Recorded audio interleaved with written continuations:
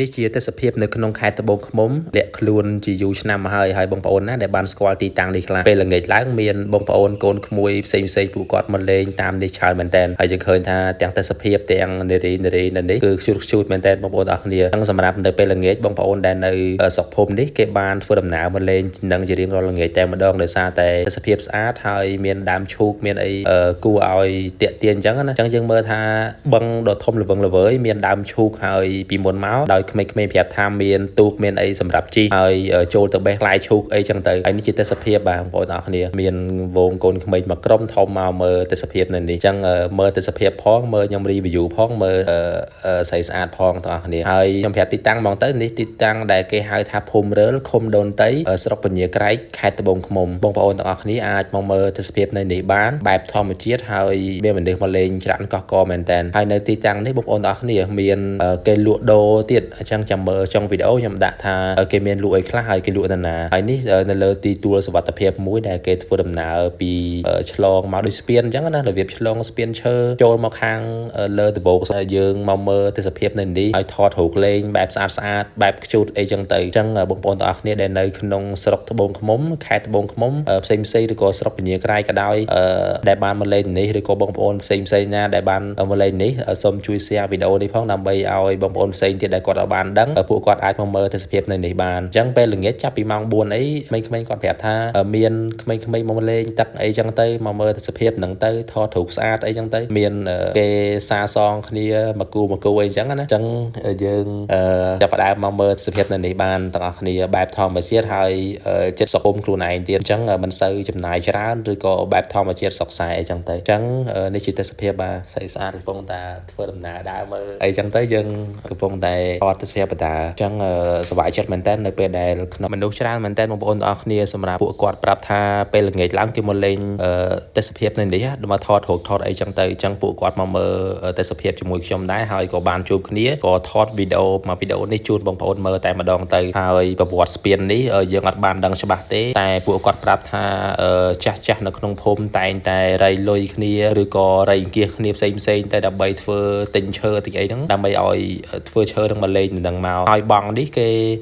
មានចំនួនសិស្សគេណាណីឧបត្ថម្ភតាំងពីចំនួន1975ឯណាមកហើយសិស្សអនុវិទ្យាល័យដូនតីគេអញ្ចឹងគេឧបត្ថម្ភមកអង្គុយលេងអីចឹងទៅហើយពួកគាត់មកអង្គុយលេងសើចសប្បាយមែនតើបងប្អូនទាំងគ្នាហើយទេសភាពស្អាតមែនតើទាំងខ្ញុំអីដូចចូលចិត្តបែបទីជនបទស្រុកស្រែខ្លួនឯងចេះហើយដូចជាភូមិកំណើតខ្លួនឯងដែរ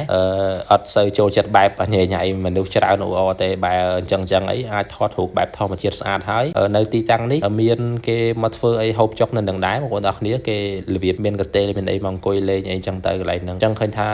ស្ពានឈើនេះមានការរៀបចំបានសុវត្ថិភាពហើយអត់មានឈើពុកអីពិបាកដើរមកទេអញ្ចឹងបងប្អូនទាំងគ្នាអាចមកលេងបានទីតាំងស្អាតល្អហើយខ្ញុំរឹងរេមកជប់ឲ្យបងប្អូនទាំងគ្នាមើលហើយនៅនេះមានថា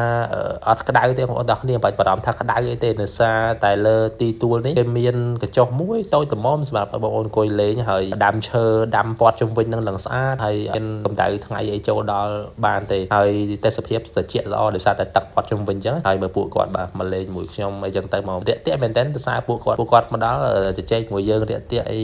ពូតាណាអីពូមកវិន័យអីចឹងទៅហើយដោយសារពួកគាត់មែនតើបាទក្មេងៗតែពួកគាត់រាក់ទាក់មកយើងសួរនាំអីប្រាយរ៉ាប់ប្រាប់អីចឹងទៅហើយខ្ញុំក៏សប្បាយចិត្តដាក់មកវីដេអូជូនបងប្អូនមើលតែម្ដងហើយនេះបាទដោយសារបងប្អូនទាំងគ្នាជួតមែនតើដែលសង្ឃឹមថាម្ចាស់រូបភាពគេបានឃើញហើយចូលជួយ share វីដេអូនេះម្នាក់មួយដើម្បីឲ្យមានអ្នកទស្សនាកាន់តែច្រើនហើយអរគុណទៅដល់បងប្អូនទាំងគ្នាសម្រាប់ការទស្សនាវីដេអូមួយនេះហើយកុំភ្លេចចូល like comment share វីដេអូមួយដើម្បីលើកទឹកចិត្តខ្ញុំក្នុងការចេញវីដេអូតទៀតហើយបងប្អូនគិតថាវីដេអូនេះល្អជួយចែករំលែកពីទេសភាពនៅក្នុងខេត្តត្បូងឃ្មុំម្នាក់មួយផងហើយទេសភាពដូចខ្ញុំថាអញ្ចឹងបងប្អូនទាំងគ្នាដូចអត់មានអី review ច្រើនទេហើយវាដឹងថាស្អាតមួយយ៉ាងដែរបែបជនបទហើយទីតាំងមួយនេះមានគេលក់ដូរនៅតាមកែងនៅលើទួលនឹងតែម្ដងគេមានលក់ម្ហូបអាហារអីផ្សេងទៅមានបង្គាកូន ល្ងាចឡើងមានលក់នេះលក់នោះអីសម្រាប់បងប្អូនហូបចុកអីអង្គុយលេងចឹងទៅអញ្ចឹងនេះទេសភាពស្អាតមែនតើបងប្អូនទាំងនេះអើយមើលពីជ្រុងណាក៏ស្អាតដែរហើយតាកតងទៅនឹងការថតរូបអីបើយើងដាក់កាមេរ៉ាមកអីស្អាតបាតអីដែរអែមសែនតែម្ដងហើយទេសភាពល្អបែបនេះយើងថតរូបហើយកំពុងតែ stress អីចឹងណាហើយមើលឃើញថាទេសភាពល្អប្រសើរឲ្យបងប្អូនយើងមកលេងហើយមានការលក់ដូរដាច់ប្រយ៉ាងរបស់ពួកគាត់ដែរហើយនេះទេសភាពនេះតែនេះខ្ញុំធ្វើដំណើរមកដល់តាមផ្លូវហ្នឹងខ្ញុំថតឲ្យមើលនេះគេលក់ដូរអីចឹងទៅរបៀបមានជាហែហូរតាមដងសឹងដងព្រែកអីចឹងទៅរបៀបអូអីចឹងណាចឹងនេះតាមហ្នឹងមានដើមឈើមួយមានបង់មានអីអង្គុយលេងសម្រាប់បងប្អូនមកមើលទេសភាពនៅនេះទៀតអត់ពិបាកថាខ្លាចក្តៅខ្លាចអីទេហើយបង់ហ្នឹងធំណាបងប្អូនទាំងគ្នាធំមែនតើមិនរបៀបកូនអូទូចទេនេះធំជិះម៉ូតូឡើងមកជុំចំណាយពេលវេលាហត់ដែរហើយយើងដើរតែពីរជុំអីហត់ហើយតាមនេះមើលទេសភាពបឹងល្អធំធេងហើយសិតតែឈូកនៅក្នុងហ្នឹងអរគុណបងប្អូនទាំងអស់គ្នាសម្រាប់ការទស្សនាវីដេអូមួយនេះតាំងពីដើម